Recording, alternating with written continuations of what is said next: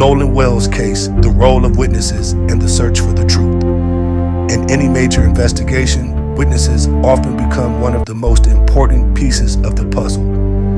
They are the people who can provide investigators with a timeline, describe what happened before and after an incident. Every major criminal investigation begins with the question, what happened and who knows the truth?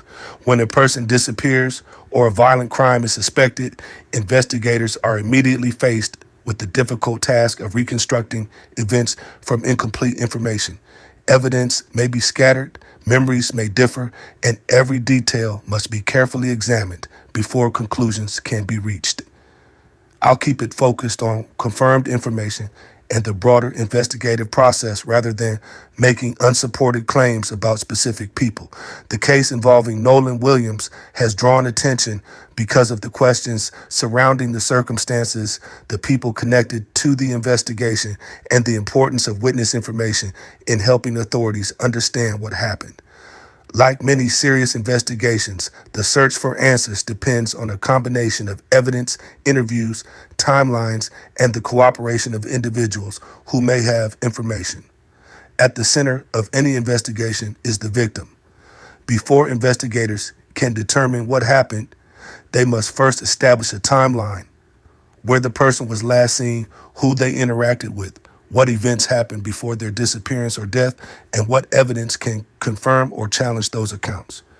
Building the timeline. One of the first steps investigators take in a major case is creating a detailed timeline.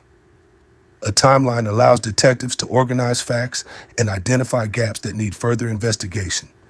Investigators typically examine the victim's last known movements, phone and communication records, surveillance footage, witness interviews, physical evidence, financial or digital activity, relationships, and possible conflicts.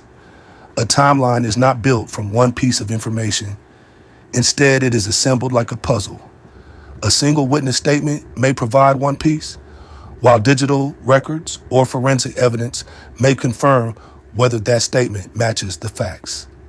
The role of witnesses often become one of the most important parts of a criminal investigation.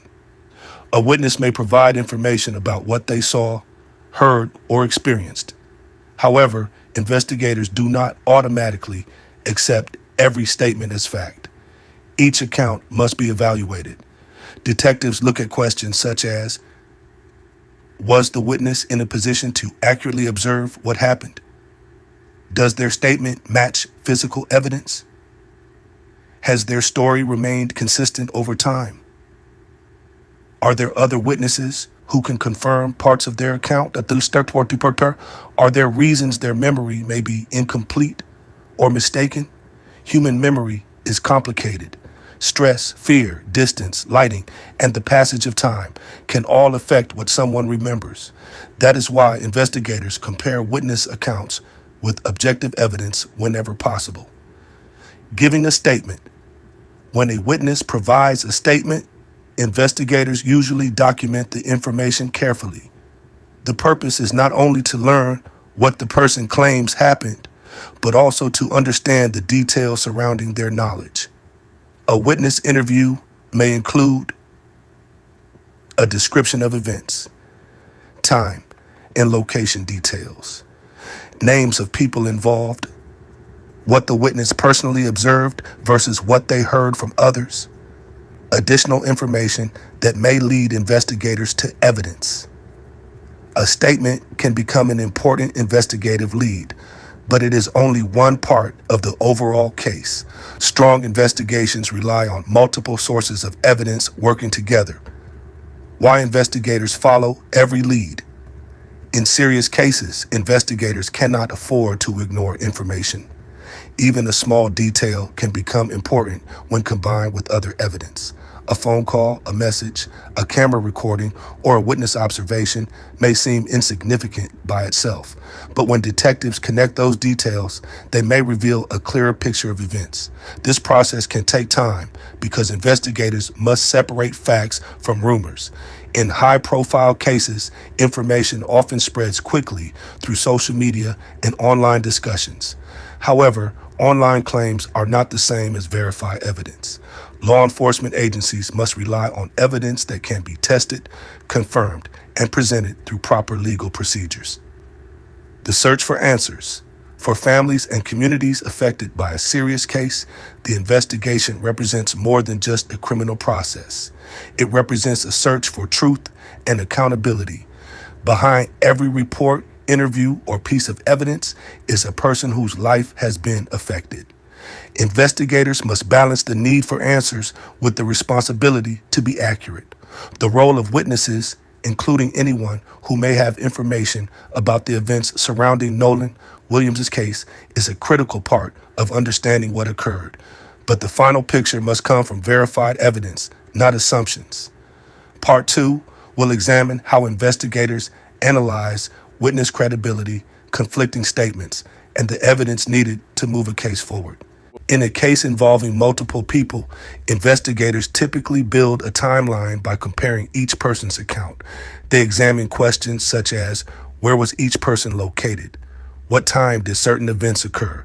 Who communicated with whom? What actions happened before and after the incident? Were there photographs, videos, phone records, or other forms of documentation that support parts of the testimony? These questions help investigators separate confirmed facts from assumptions. Witnesses may also provide information that seems small but becomes important later. A conversation, a change in someone's behavior, a location detail, or an observation that initially appears insignificant can become meaningful when combined with other evidence. Investigators often collect large amounts of information before determining which details are important to the final explanation of events. The public discussion surrounding the Nolan Wells case also demonstrates the challenges of investigating cases in a digital era. Social media allows information to spread quickly, but it also creates the possibility of misinformation. Online communities often attempt to solve cases by analyzing interviews, photographs, and rumors. While public interest can sometimes bring forward helpful information, speculation can also unfairly affect people who have not been accused or charged with any crime. For families seeking answers, witness cooperation can be extremely important. Investigators rely on people coming forward with information even if they believe certain details may not matter. A small piece of information from one witness may help confirm another person's account or provide investigators with a new direction. That is why law enforcement agencies often encourage anyone with relevant information, photographs, videos, or memories of an event to contact investigators. At the same time, witnesses have legal rights and responsibilities. They are expected to provide truthful information, but they are also entitled to be treated fairly while an investigation is ongoing. Being interviewed by police does not mean someone is guilty, and being discussed online does not replace evidence. Investigators must determine facts through a careful process that can take time. The Nolan Wells investigation highlights the complicated role witnesses play in criminal investigations. They can provide important pieces of information, but their statements must be evaluated carefully. The strongest investigations are built by combining witness accounts with scientific evidence and objective facts. A complete understanding of what happened requires patience and a commitment to evidence rather than assumptions. As the investigation continues, witness statements will remain an important part of the effort to understand Nolan Wells' final moments and answer the questions surrounding his death. The ultimate goal of investigators, the Wells family, and everyone seeking answers is the same: to determine the truth based on reliable evidence. Until all evidence has been reviewed and official conclusions are reached, separating confirmed facts from speculation remains essential. All Nolan's friend's mom just came out speaking on something that was odd with the Snapchat location her son and Nolan shared. This is crazy. Listen to this. Now, here's the weird thing to me. This is what stands out to me the most. When we found out that Nolan was missing, my son immediately snapped him, and then Christine messaged him back and said, "I have Nolan's phone now." This was at 12:53, according to the screenshot that I have. This was at 1:53 in the morning. Okay. So he, for whatever reason, I don't know if he was gonna, I don't know why he took the screenshot, to be honest with you. I think it was maybe even a God thing. But he took a screenshot of Nolan's location on Snapchat because they shared locations with each other. And on that screenshot, it shows Nolan basically in the middle of the Gulf, like right off of Horn Island. It said that he had been at that location for 13 hours, which would make sense if you just back up that timeline. That would make sense around the time that they would have arrived at the island. His location didn't change. It said that he was last active an hour prior to that. And my son, I think it said it was like 53 minutes prior to that my son had sent him a snap. Leaked to us. And so we have this information available. As you can see it, this has been verified. I saw it with my own eyes. And this is a message from Ashley Cole to Nolan's mother. And it says, "Christine, this is Ashley Cole. If or when you ever want to talk to me, this is my number." This was on July the 7th. Correct. Now, the question is, if you want to know what happened to your son and you think, and we got this leaked to us, and so we have this information available. As you can see it, this has been The death of Nolan Wells remains the subject of an active investigation, and one of the most closely examined pieces of evidence has been the independent autopsy commissioned by his family. According to the preliminary report prepared by forensic pathologist Dr. Roger Mitchell, the cause and manner of death were both classified as undetermined pending further investigation. That conclusion does not establish that Nolan drowned, nor does it conclude that he was the victim of a homicide. Instead, it reflects that the available forensic evidence was insufficient to reach a definitive medical conclusion. The report explains that the examination was significantly limited because Nolan's body had undergone advanced decomposition before the independent autopsy could be performed, making it more difficult to evaluate certain injuries or findings that might otherwise have been visible. During the examination, Dr. Mitchell reported that he found no fractures of the skull, ribs, pelvis, arms, legs, or other bones that were examined, and no deep tissue injuries that would clearly indicate major blunt force trauma. Investigators also noted that the skin and soft tissues had deteriorated to a degree that prevented a complete assessment of potential bruising or superficial injuries. One finding that drew considerable attention was an area of red discoloration in the deep soft tissue over the back of Nolan's head near the occipital region. However, the pathologist emphasized that the cause of this discoloration was unclear, as there were no associated skull fractures or scalp lacerations that could conclusively identify as trauma.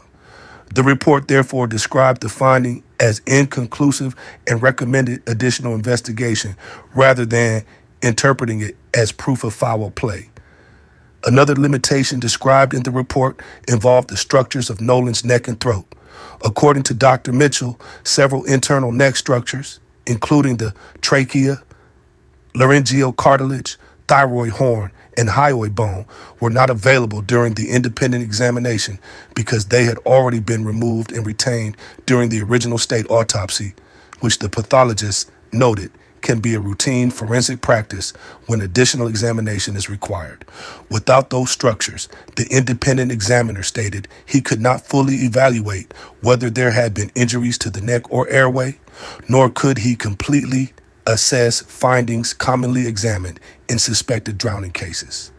Likewise, the lungs and stomach could not be fully reassessed because portions had already been examined during the original autopsy. As a result, the independent report stated that important forensic questions remained unanswered, including whether there was water within the airways consistent with drowning, whether there were injuries to the front of the neck, whether there was intracranial hemorrhaging, what the stomach contents revealed, and what toxicology testing would ultimately show. Dr. Mitchell also wrote that determining how Nolan entered the water and what his physical condition was immediately before entering the water would be critical in determining the final cause and manner of death. Because those questions could not yet be answered through the available medical evidence, he concluded that he could not rule out non-accidental causes, but he also did not conclude that homicide had occurred. The independent autopsy therefore raised additional questions without providing definitive answers. Separately, Mississippi authorities have completed the official state autopsy, but its findings have not been publicly released because the investigation remains active. Officials have stated that the report will be reviewed as part of the ongoing investigation and grand jury process before any public release. Authorities have also warned the public that documents circulating online claiming to be Nolan Wells' official autopsy or toxicology reports are fraudulent and should not be relied upon. As of now, the independent autopsy remains the only publicly discussed medical examination, and its principal conclusion is that the available evidence was insufficient to determine exactly how Nolan Wells died. For that reason, investigators continue to evaluate witness interviews, physical evidence, digital evidence, toxicology results, and other forensic findings before reaching any final conclusions. Thank you. Can you please hit the like button and subscribe to this channel? Nolan Wells documentary, Why Witness Statements Matter in High-Profile Investigations. The death of 18-year-old Nolan Wells shocked his Mississippi community and quickly became one of the most closely watched investigations of 2026. What began as a holiday weekend boating trip to Horn Island turned into a tragedy that sparked national attention, widespread social media speculation, and countless theories. As investigators worked to determine exactly what happened, one aspect of the case became the center of public debate: witness statements. In every criminal investigation, witness statements are among the first pieces of evidence investigators collect. They help establish timelines, identify potential suspects or witnesses, explain people's movements, and determine where physical evidence should be examined. However, statements are not automatically accepted as fact. Law enforcement compares every account against phone records, GPS data, surveillance footage, forensic evidence, digital communications, and other witness interviews before reaching conclusions. Following Nolan Wells' disappearance and death, numerous individuals who had been on Horn Island were interviewed. Among those publicly discussed was Bart Edmiston Jr., a former teammate of Wells. His attorney and family have stated that Bart voluntarily cooperated with the investigators, answered questions without hesitation, provided access to his boat and GPS information, and helped identify potential witnesses. They have also firmly denied allegations circulating online that he played any role in Nolan's death. As public attention intensified, many people on social media attempted to analyze every interview, emergency call, and public comment. Some interpreted inconsistencies as evidence of wrongdoing. Others argued that differences in recollection are common after stressful or chaotic events. Importantly, no public authority has concluded that Bart made a false statement or that any statement he gave constituted wrongdoing. One of the biggest mistakes the public can make during an active investigation is assuming that an inconsistent statement automatically proves guilt. Investigators know that memory is imperfect. People may remember events differently depending on where they were standing, what they observed, how much time has passed, or whether alcohol, fear, or confusion affected their recollection. For that reason, investigators evaluate statements alongside objective evidence rather than in isolation. Another factor complicating the Wells investigation has been the speed at which information spread online. Video clips, emergency recordings, interview excerpts, and rumors were shared millions of times. Some users claim certain names could be heard on recordings, while others developed elaborate theories based on partial information. Bart Edmiston's attorney has said that this speculation resulted in serious consequences, including reported death threats against him and planned legal action against people making defamatory claims. The Wells family's attorney has likewise emphasized that the investigation remains active and that unanswered questions deserve careful examination. Public officials have continued to seek photographs, videos, and eyewitness accounts from people who were on Horn Island that day, demonstrating that investigators are still gathering evidence rather than relying on assumptions. From an investigative standpoint, statements are only one part of a much larger puzzle. Detectives often compare multiple interviews over time to identify consistencies, contradictions, or new information. They may re-interview witnesses after additional evidence is collected. That process is normal and does not necessarily imply dishonesty by any witness. Cases involving groups of friends can be especially difficult because memories often overlap or conflict. Individuals may remember conversations differently or focus on different details. Investigators expect this and use corroborating evidence to determine which details are supported by independent facts. The Nolan Wells investigation also highlights the challenge of balancing public interest with fairness to individuals who have not been charged with any crime.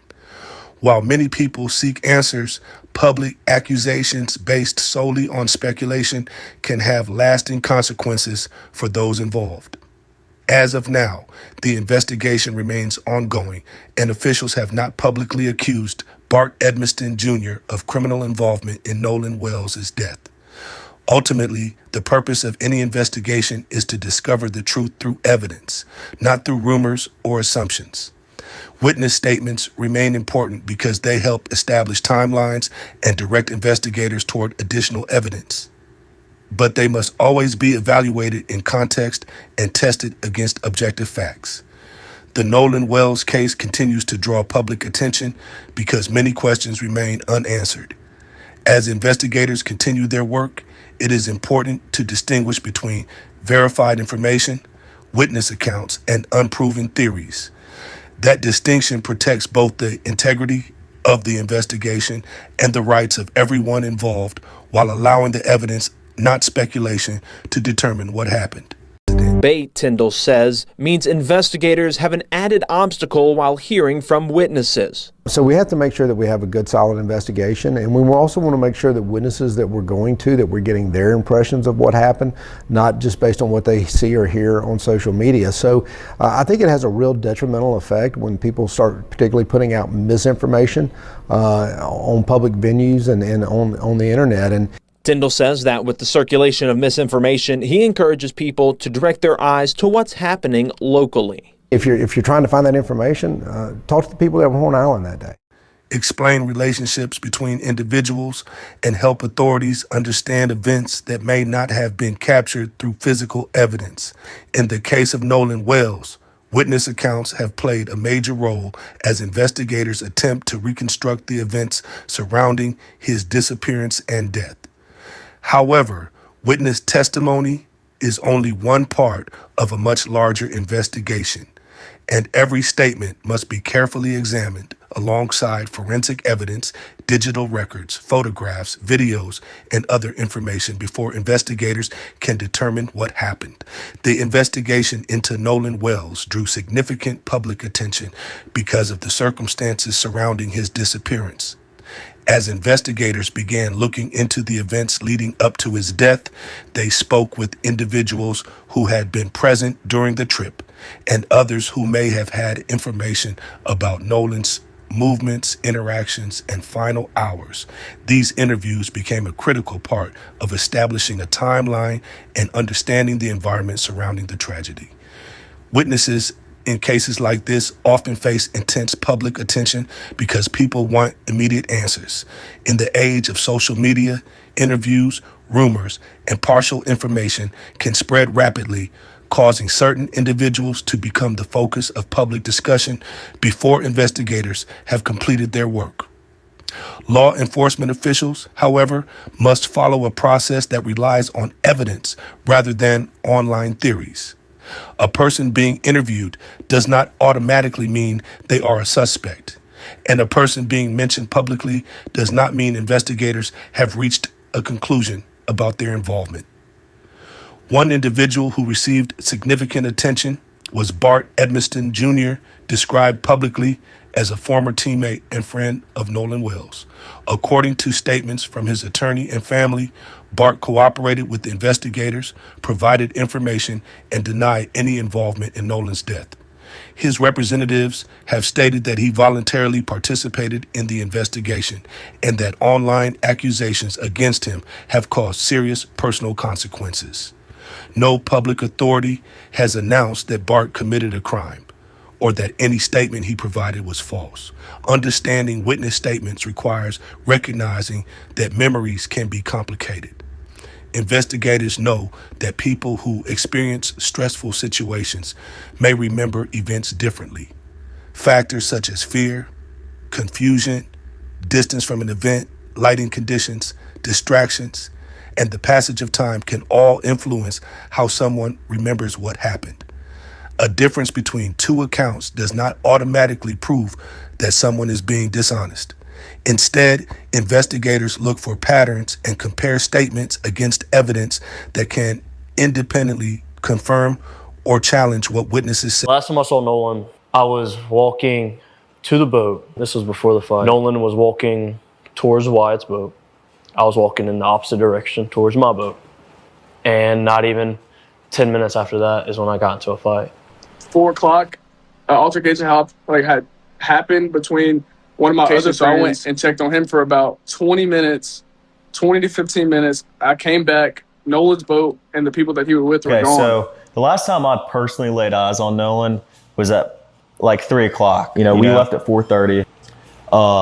Nolan was sitting by the boat with that Katie girl, and my buddy yelled for Nolan, get on the boat.